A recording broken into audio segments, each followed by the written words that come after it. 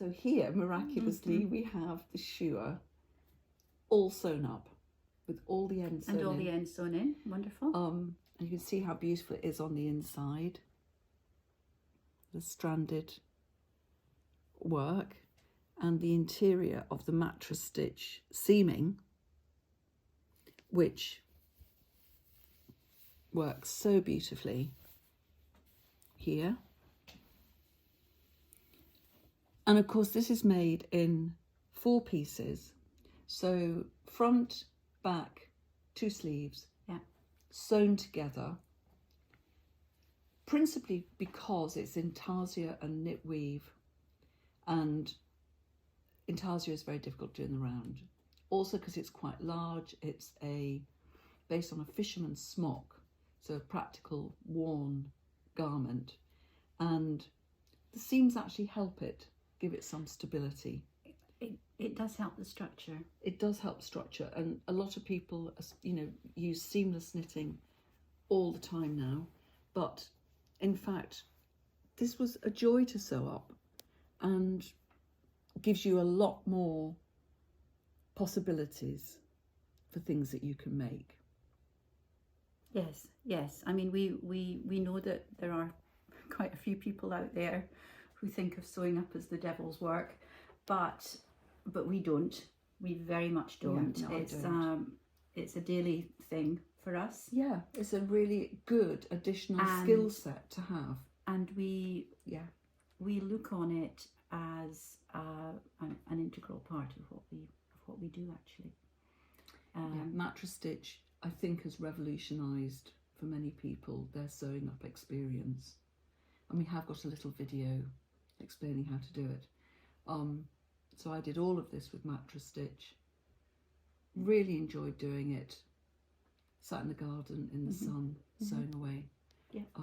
And now Sheila very kindly then took, and this happens a lot, we do bits each, and Sheila took it away and has made the neck, which is lovely. So I did the neck, again knitting on 5 needles.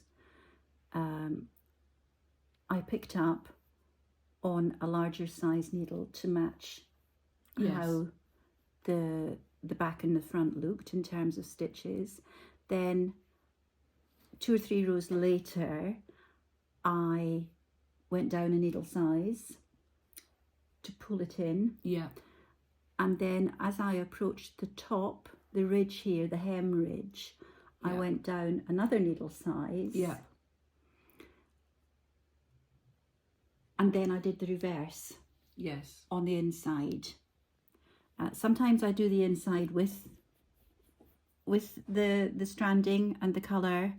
I sort of ran out of time on it this time, so it's a plain inside. Lovely. But actually that's how you wrote the pattern originally. That's how the pattern is, yeah.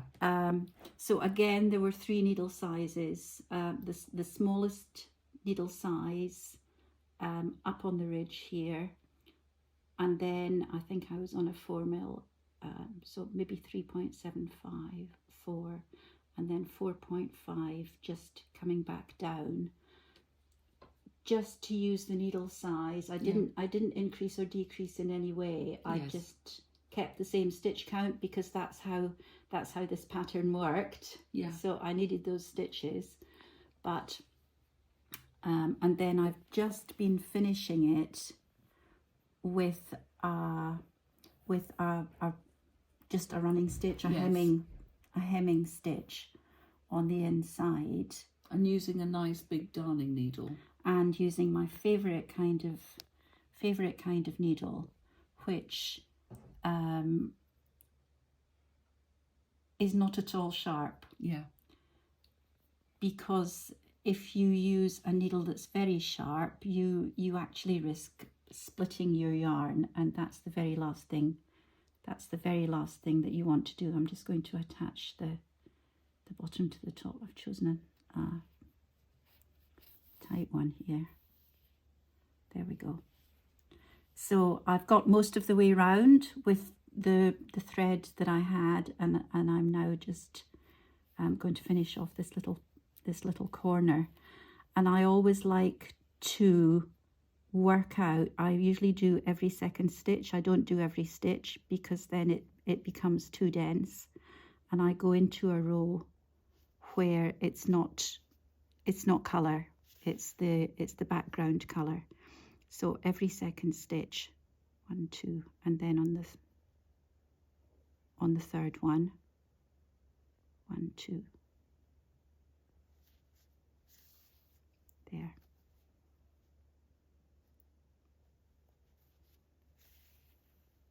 And it gives a stand-up collar effect, doesn't it, almost? It's very nice. Which is a really nice neck. Very nice collar. Yeah.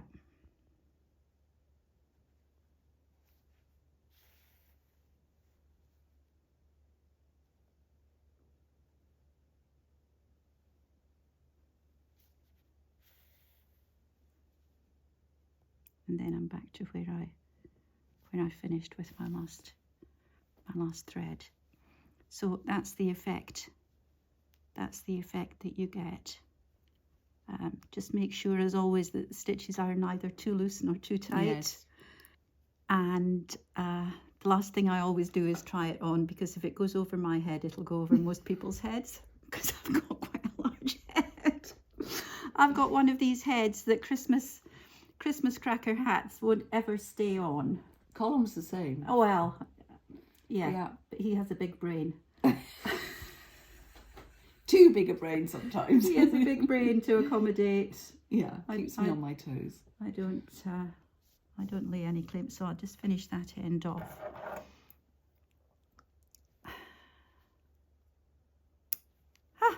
There we go. And then just one little corner to finish off in here. And I always do like to, if I've been picking up stitches, I always do like to look along the edge. I always pick up stitches, one stitch in. Yes. One full stitch in. I don't split these stitches. The only time we ever split stitches if it's a really chunky yarn. Yeah. And the whole picking up process would then be too thick. Yes. But so here it's lovely. I picked up one stitch in, and then I just have a wee look to see if this, if this is a nice straight line, just lovely. to give it the best possible appearance. And are you going to try it on? Yeah, Go on. let me have a try on. There's only just one little, I'll sew in the very final thread on the neck. Let's have a wee try on. Yeah, oh, go on. gosh. Go on. Yeah, although it is a warm day for a big jumper, but it's a monster knit. Well, we deliberately did the biggest size. 4.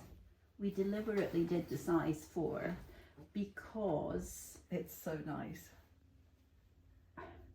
imagine that it's the middle of winter and you've got maybe So another snuggly. something underneath, I'd probably wear it with trousers and some on the leggings. summer dress or leggings, but it's actually really. It actually feels really And light. The neck works. The neck's lovely. Yeah, no, the neck is like a frame. Yeah. So, Yeah, it's absolutely gorgeous. I mean, really. Yeah. Huggable.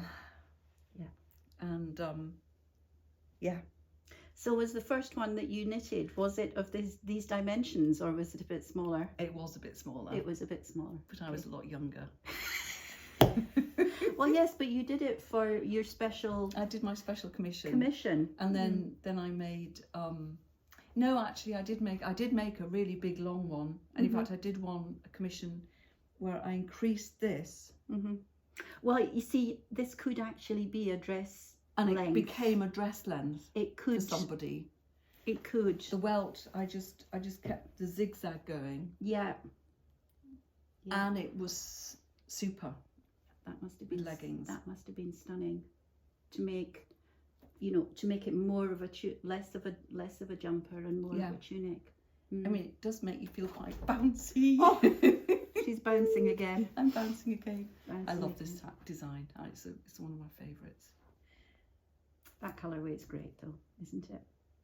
And actually, what you're wearing, Sheila, that's Well, I'm wearing this because it's like a very small first cousin of the Shoowa. It is. It's a good starting point, isn't it? It's called Songlines, and if you want to practice your stranding, it's a really lovely thing to do. It is. It's beautiful. And I put the Fair Isle, I reversed it here on the edges.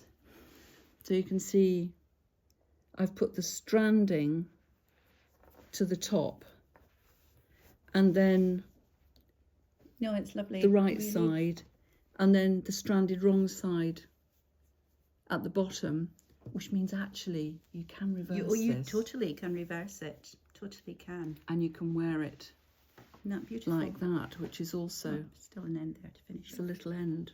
Yeah. But that is really cool as well. So if people were thinking about what I would say to knitters, if they were thinking about the Shoowa and possibly quite tempted, this would be a place to start. Yeah, really nice. Although of course this is knitted in the round and the Shoowa is knitted flat, but it gives you a really good idea of the travelling of lines, the colours that travel, and the ways that they travel. Yeah. And it's a real favourite of mine, is this. This is based on the travels of Bruce Chatwin. Oh, yeah. And who wrote an amazing book, Songlines, about the Australian outback. And a really good friend of mine, Veronica, had grown up in Coobapedy, an opal mining town in the central Australia. And she talked to me at length about going walkabout with her dear friends who were from Aboriginal families who, as a child, took her out into the bush and followed these lines. Followed the lines, followed the trails. Yeah. Yes. So this was back in the 80s, and I found that so inspirational, and the book so inspirational. And I just imagined these travelling lines kind of very much walking paths, mapping the environment, which is also very like the Shoowa. Yes. So it's almost like somebody's journey through the desert or the bush or whatever. So I think a great starting point. And this has been very loved and made in so many different colourways. You know, it looks different in every colourway that you can make it in. Yeah. So great starting project. It's a place to start. Yeah. How's the Shoowa feeling? Oh, I just love it.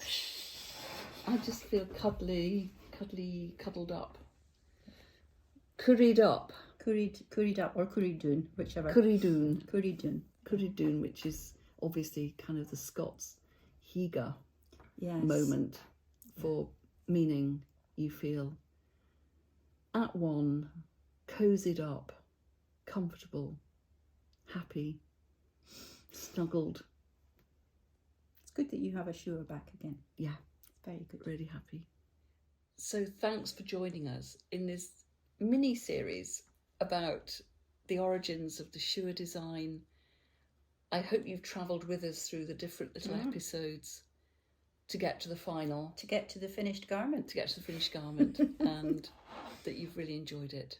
Thanks so much for watching, listening, and being part of it.